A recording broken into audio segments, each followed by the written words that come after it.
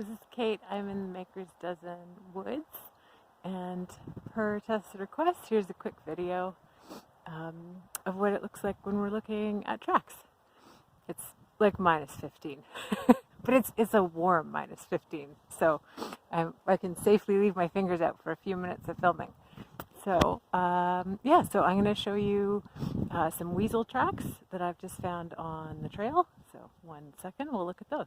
All right, so these are tracks that I believe to be from a weasel. Yeah, the gloves are back on. So I have a few different reasons for thinking that. Some of the things you're looking for are obvious ones are things like shape. If you can see toes, how many toes? Do the toes have visible claws on them? Some animals, you can see some claws better than others. So say on like on canid tracks, you often can see the two in the center. You can see those claws a little bit better than anywhere else. So I'm looking at it. There we go. So I said that it was a weasel, but there's actually multiple weasels, larger members of, it's called the mustelid family, Mustelidae, I believe. So larger members of that family are fishers and martens, pine martens, and they're kind of the size of a cat. Weasels are on the smaller side, and there are 3 weasels that we have here in Ontario.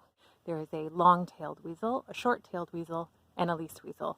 I looked that up a couple to a half a dozen times in winter. It has to do with like the length of the tail relative to their body length. But like a short-tailed weasel doesn't have a short tail. It's just short relative to a long-tailed weasel. And the least weasel is the littlest one of all 3. And all 3 can be referred to as ermines here in Ontario because that tends to just be a catch-all for a weasel that's wearing its white winter coat. So this is called a group. A group is a set of all 4 feet. So you can see both front, both hind, and left and right. Discerning within the group which foot is doing what is a whole other skill, one I'm just working on. And there are complexities like things like direct register, and that's where an animal will step directly where, so say its hind foot steps where its front foot was.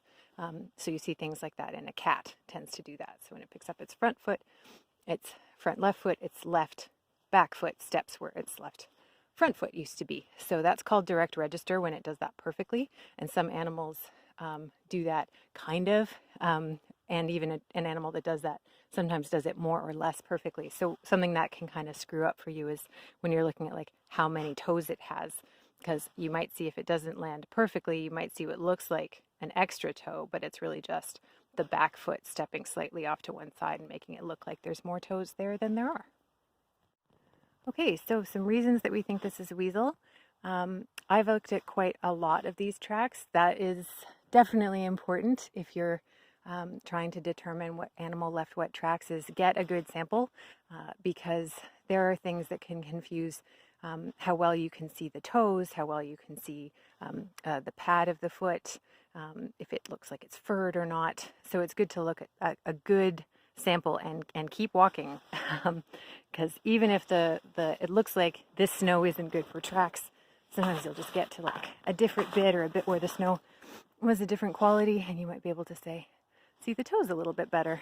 So this one I did find some prints where there were pretty clearly 5 toes, which is very weaselly, and it didn't appear to be an issue of register.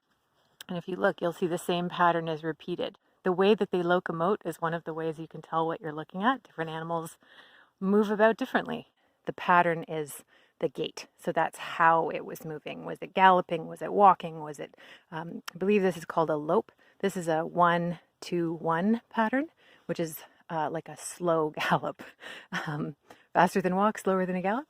So this is a 1-2-1 grouping. There's other things you can measure, like the straddle, which is basically from the outside, far outside of the left to the far outside of the right. If you have a walking stick with marks on it, you can use that to try and take a measurement, or start carrying a measuring tape with you. Or you can I sometimes will take a picture of my boot beside the tracks, and then I know how big my boot is, and I can at least work back to get a ballpark.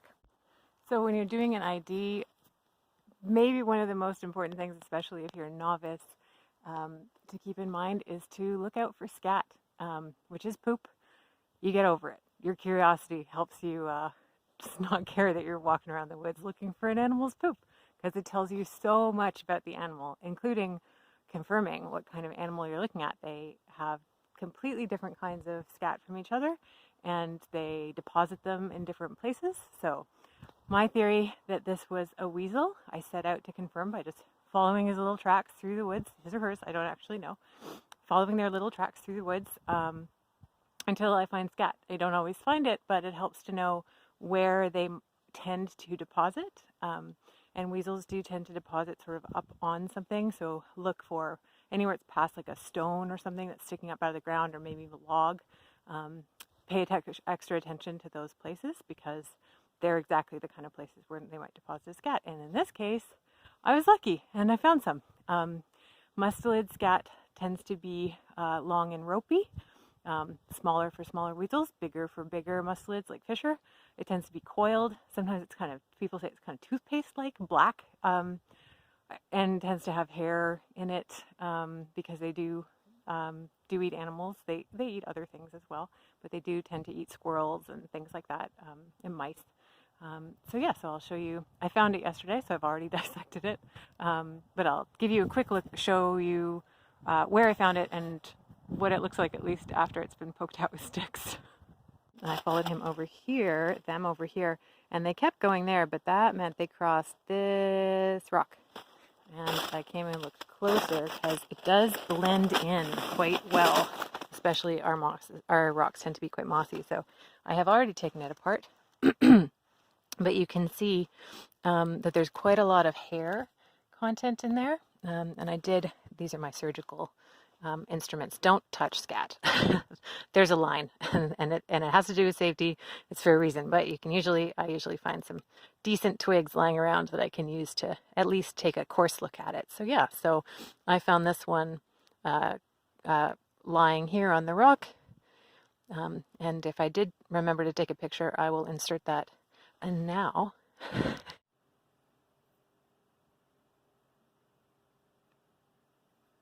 but yeah, you can see it's already, now I've broken it up. It's broken up a bit, and there's something fuzzy that they had for a snack. And it's possible there's some little seed things in there, which I would have to take a closer look at to be certain. But yeah, so that is part of tracking for animals, is finding where they left you some clues. So that's it. That's what a mini tracking session looks like on a -15 day. We found some interesting tracks, pretty sure that they were weasel, and we were very lucky to find some scat, which helped us to confirm our hypothesis that that's what we were looking at. So yay! So I hope that you have fun looking in the woods for footprints of critters that were there before you. It's a wonderful way to spend time in nature, observing and being creative and curious, and also spending time with animals at a very respectful distance, not distressing or disturbing what they are up to in the middle of winter when food and resources are hard to come by. So it's a really good time to be letting them just do their thing, but there's still lots to do and enjoy and think about if you are a critter-loving woods walker. So have a wonderful winter, and we'll see you again soon. Bye!